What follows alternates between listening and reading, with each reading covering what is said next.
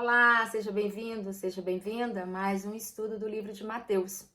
E a gente vai dar continuidade aqui no capítulo 8, nos versículos de 1 a 4. Eu já falei no vídeo anterior um pouco sobre esse contexto que Jesus estava pregando no Monte das Bem-aventuranças, e ele desce ali com uma grande multidão. Eu falei do significado, né, do que é a multidão, do significado dela, que ela não significa, assim, poder, espiritualidade, mas que essa multidão é aquela mesma que vai escolher Barrabás ao final.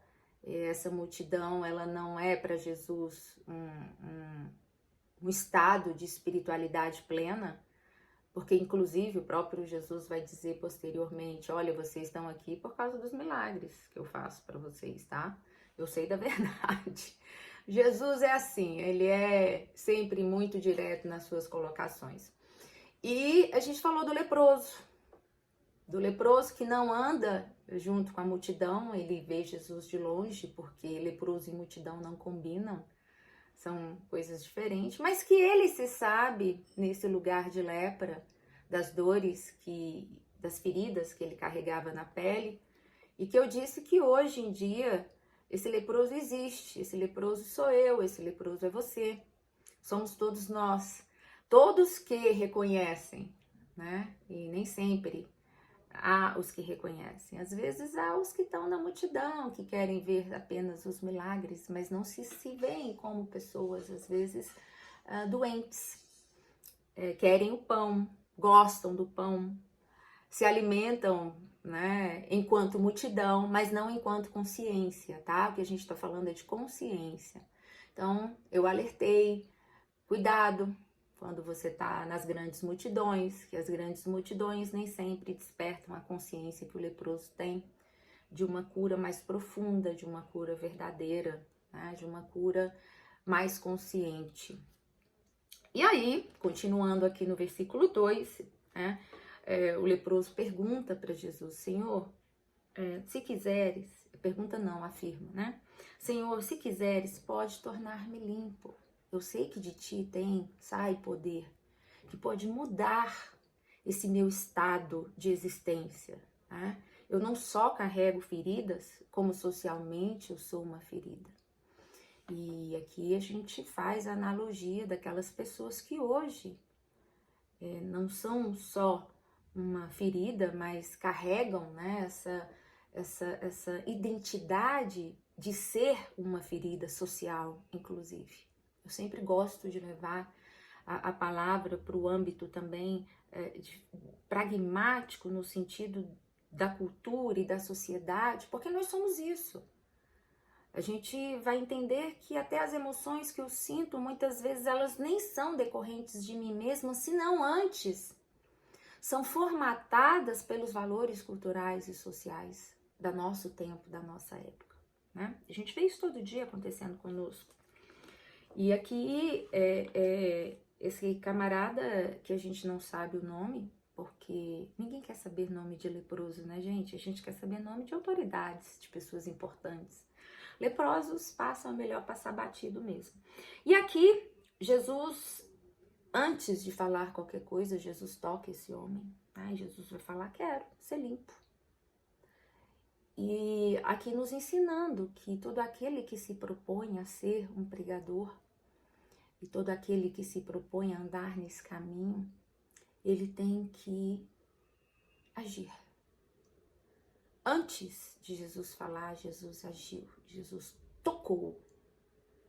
Diferentemente do que a maioria das pessoas que andam na multidão, Jesus vai lá e toca, e entra na chaga, sabe? Isso me traz aquela palavra de Hebreus à mente, que que Hebreus, o escritor de Hebreus, que nós não sabemos quem é, mas que o escritor de Hebreus vai dizer que a palavra, ela vai discernir a junta, ela entra ali entre juntas e medula, no meio dos ossos, e vai discernindo o coração humano.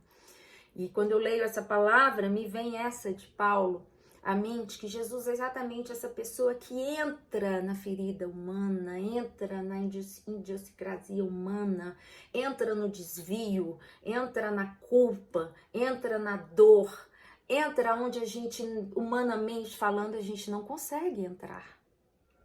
E é lá, nesse lugar que, antes de qualquer coisa, é um lugar espiritual, porque a gente está falando de um homem que sabia, era fruto, como eu e você também somos, fruto do mundo espiritual. Aliás, como tudo ao nosso redor é fruto disso. Pena que isso é muito pouco discernível para nós ainda. Por isso que a gente estuda a palavra, por isso que a gente precisa se dedicar e alimentar a dimensão espiritual no nosso ser. Porque a gente precisa tirar os olhos daquilo que se vê e colocar naquilo que não se vê. Porque tudo o que somos e o que deixamos de ser é fruto da nossa dimensão espiritual. É fruto daquilo que nós alimentamos e deixamos de alimentar muitas vezes. E é nesse lugar existencial que Jesus entra e vai trazer essência aonde não há. Vai dizer que a cura aonde ninguém consegue. Aqui é o grande ensinamento para mim e para você. Que Jesus entra nesse espaço em nós onde metodologia, onde ciência nenhuma consegue entrar. Conquanto ela nos ajude e muito. Mas há uma dimensão do nosso ser que só consegue ser curada, amparada e desenvolvida a partir desse toque, a partir desse encontro. E para que haja esse encontro, eu preciso me colocar nessa condição de adorar, nessa condição de me prostrar, nessa condição de dobrar não só a minha cabeça, mas dobrar o meu orgulho a um reconhecimento superior.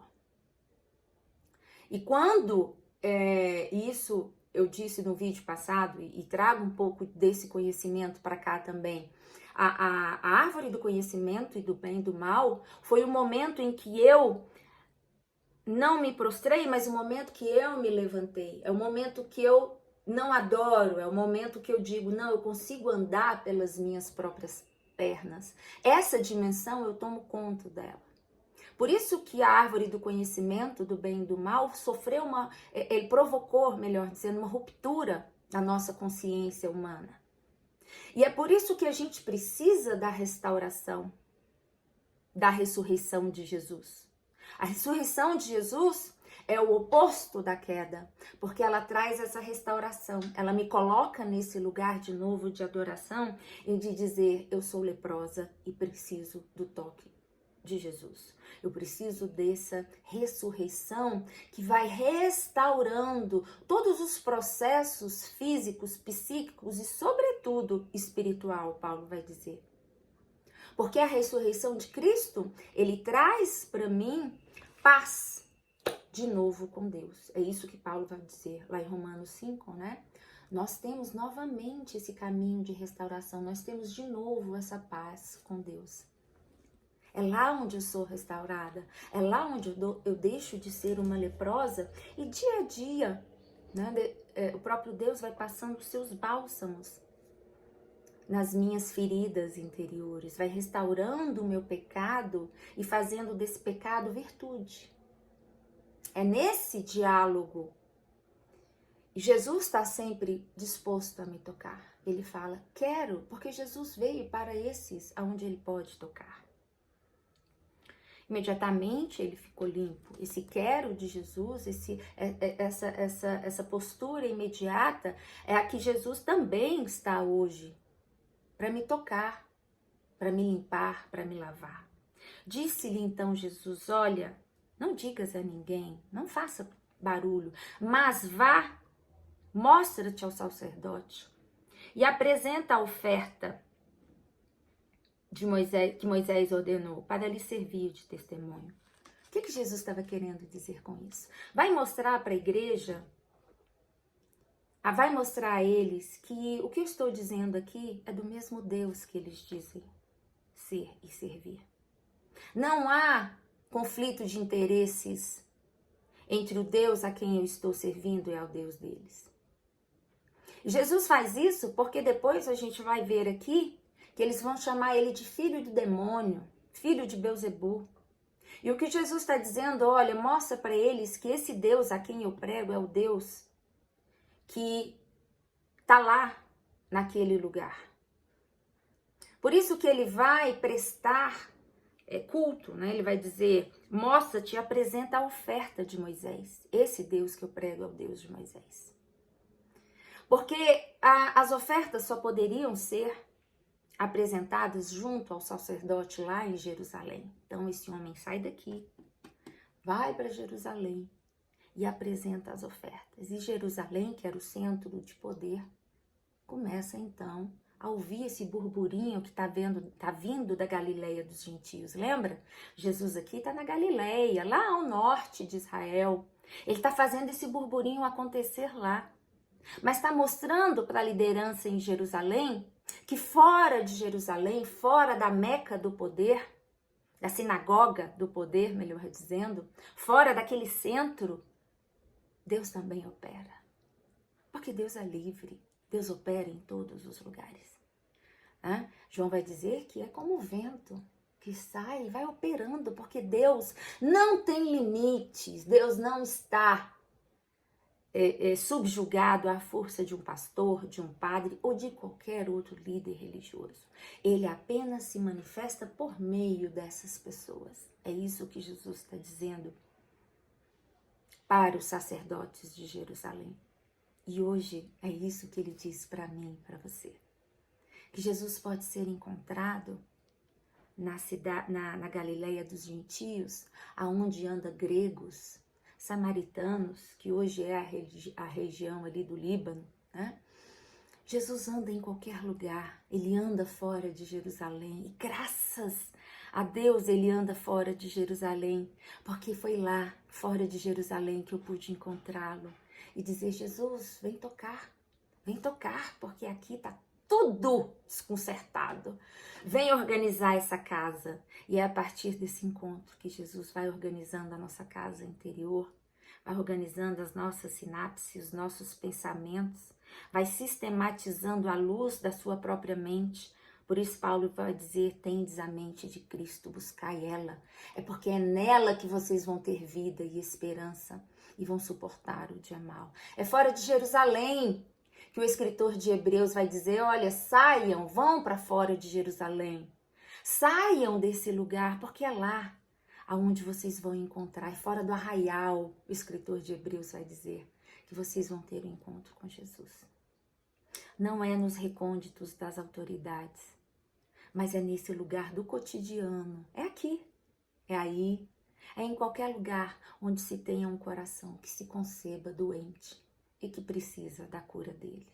É aí, e apenas aí, onde nós vamos encontrar o Deus que anda curando, levantando, acolhendo e abençoando pessoas.